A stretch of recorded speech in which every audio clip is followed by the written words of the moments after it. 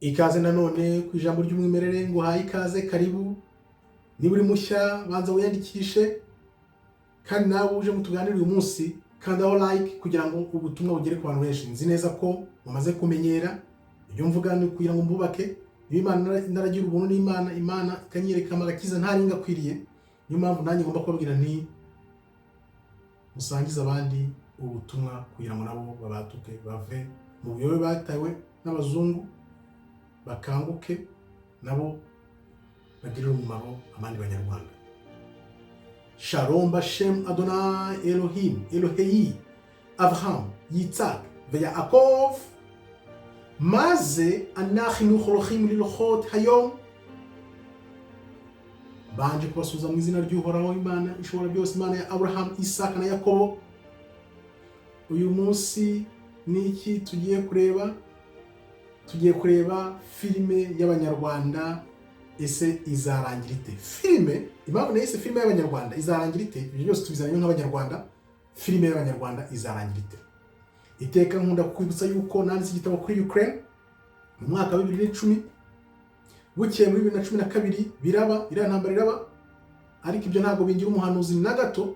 Mbisubiramo iteka kugira ngo abantu bajye bumva ibyo ngiye kuvuga aho biba bituruka.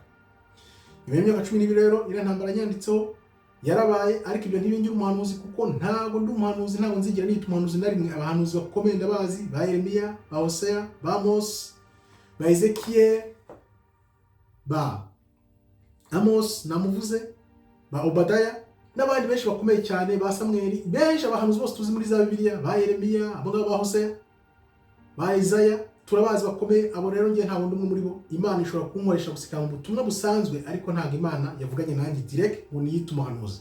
Abita abahanuzi sinzi aho babikura. Bwarakera nandika n'ikindi gitabo ku Rwanda mu mwaka wa 2014, uko ijuru ryajyajijwe mu Rwanda mu mwaka wa 1994, jenoside yakorewe abatutsi, uko byagenze, uko u Rwanda rumeze nk'ikiraro. Urabona hano u Rwanda rushyizemo nk'ikiraro, uko cyagiye gicika kuva mu myaka 1800 kuzamuka tugeze 94, ubwo ni ukuvuga 5, 9, 7, 3, 94 kugeza biriya by'94 byitiye ku bantu jenoside yakorewe abatutsi. Uko byagenze turabizi, usibye wenda abiraza Nyanza barashaka kubyita ukundi. Ibyo n'ibindi nabyo twazinjiramo tumaze kumvikana byanze bikunze ku byabaye. Banza wumvikane ku byabaye ku Rwanda 94, tubone kwinjira mu bindi.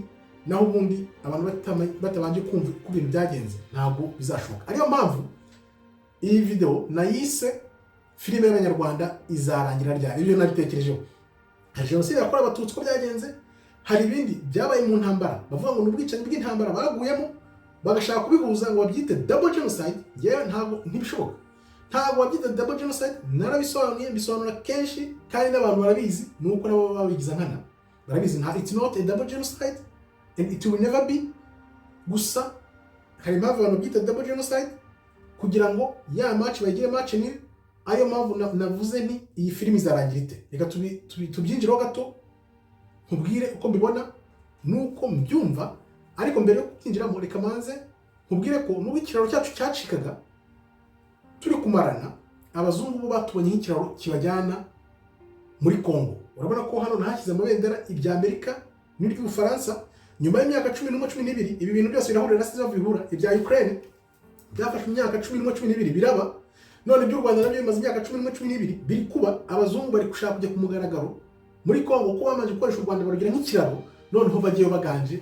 Aricyo cyanyeretse ko aya mabendera nashyize hano irya Amerika n'iry'Ubufaransa kubera izo mpamvu. Mbere yo twinjiramo rero, reka nongere ngusabe nkubwire nti kandaho like. N'ubuntu niba udashaka kumva ibintu nk'ibi ngibi wakomeza nta kibazo, ariko abashaka kubyumva kugira ngo bave mu yoza bwonko bakorewe, kuko yoza bwonko abantu bakorewe. Iyo urebeye mu ijambo ry'Imana, waramaze kwibika ijambo ry'Imana, ubona neza uko abantu batekereza ko igihugu gihagaze. Iri jambo ry'Imana abantu benshi bararikensa bakarikinisha, nuko batarigisomeye. Fata umwaka umwe njya nkubwira nti ufite imyaka ingahe, 20, 30, 40, 70, 80, yewe n'ijana. Ibanga ry'ubuzima, ibanga ry'ibintu byose riri mu ijambo ry'Imana. None rero iyi filime y'abanyarwanda izarangira ite? Abanyarwanda bazinga gute? Wibuke nakwe ko abanyarwanda barimo hafi ibice 4.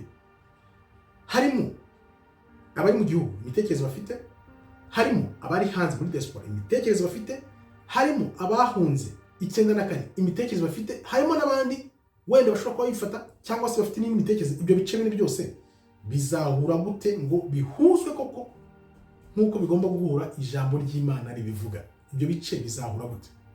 Ibyo bintu ujye bitekereza, sinzi ko bitekereza, ariko nagira ubuntu ko kwerekwa uko iyi filime izarangira, uko izizenga.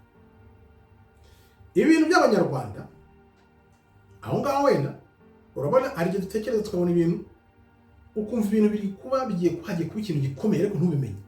Biriya bintu nk'urugero ibyabaye 2019 biriya bintu bashyize mu bantu tubabwira wijya umuntu reka biriya bintu baranga baranira.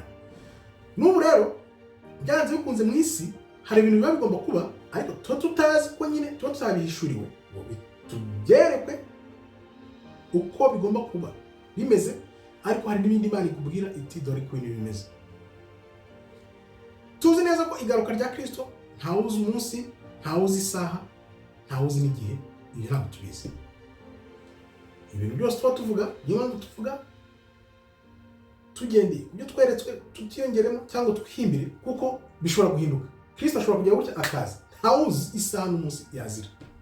Icyo mbivugira ni ikirere bagira ngo banze sasira ibyo ngiye kuvuga, hato nyir'ububasha umubasha wo kubivuga aba ariwe manza gushyira imbere, ariwe nyir'ububasha nyir'imbaraga. Sinjya wumva ngo ndi guhanura ngo niyemere ngo ndi umuhanuzi, no, njye ntabwo ndi umuhanuzi, vuga ibintu uko mbibona, uko biba byangaragariye, noneho nanjye nkabivuga nkabisangiza abandi. Ifilime y'Abanyarwanda rero duhereye uyu munsi iracyafite indi myaka 70. Ibintu by'Abanyarwanda kugira ngo bikemuke biyunge harigomba imyaka 70, generation ebyiri byibuze. Kubera iki? Abanyarwanda bagomba kuzafata umwanya bakareba inyuma ibyabaye 94 jenoside yakorewe Abatutsi n'intambara zabibayemo n'ababipfuyemo, yaba bapfuye muri jenoside yakorewe Abatutsi 94, yaba baguye mu ntambara n'abandi bose, noneho basubiza amaso inyuma barebe tuturapfa iki. Ibyo bizafata wenda nk'indi myaka 30 kugira ngo batangire kugira iyo myumvire. Niko mbibona nkurikije Abanyarwanda ko bameze ubu ngubu, bizafata nk'imyaka yindi 30. None iyo myaka 30 izajya gushira, no kuvuga umwana ufite imyaka 5 uyu munsi azaba ari we uri kuvuga ibyo ndi kuvuga, muzaba afite hafi imyaka nk'iyo njya kugira.